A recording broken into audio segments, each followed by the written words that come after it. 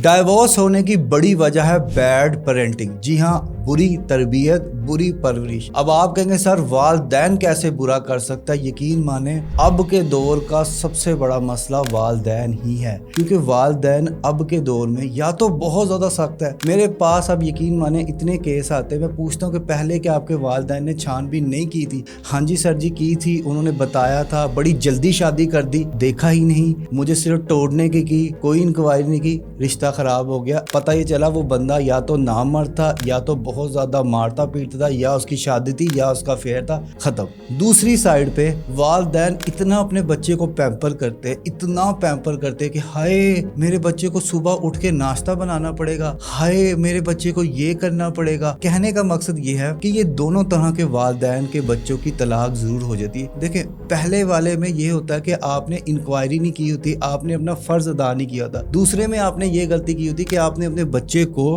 हालातों वाकयात के मुताबिक स्ट्रॉन्ग नहीं बनाया होता। आपने बच्चे की हर बात मानी होती। बच्चे ने कहा पापा ये सूट, आपने कहना जी ये सूट, पापा ये गाड़ी, आपने कहा जी ये गाड़ी। ऐसा नहीं होना चाहिए। देखिए, होता ये है कि आप अपने बच्चों का ना एक डिमांड सेट बना देते हो। बच्चों को लगता ही ऐसे कि यार पापा अगर मुझसे प्यार करते हैं तो पापा मेरी हर बात मानेंगे, और पापा मुझे हर वो चीज ला के देंगे जिस पे मैं उंगली रखूंगी। आप मुझे बताएं, शादी के बाद कितनी खवातीन हैं जिन्होंने अपने शोहर को कहा हो और उनकी चीज आ गई हो? ऐसा नहीं होता। ये गलत रियलिटी है जो आप अपने बच्चों के जहन में पुट करते हो। आज के दौर में खवातीन को अगर काम करने का कह दिया जाए वो तो डर जाती हैं। मैं गुलामी करूंगी, मैं पाबंदी करूंगी, मैं लुट जाऊंगी, मैं बर्बाद हो जाऊंगी, मुझसे ओ भाई बंदा ये पूछे आपकी माएँ, आपकी दादियाँ, और उनके पास इस चीज का भी जवाब मौजूद होता है कि हमने अपने माओ वाली जिंदगी नहीं जी ली, हमने अपनी दादी वाली जिंदगी नहीं जी ली। बंदा पूछे अगर तुम्हारी दादी, तुम्हारी नानी,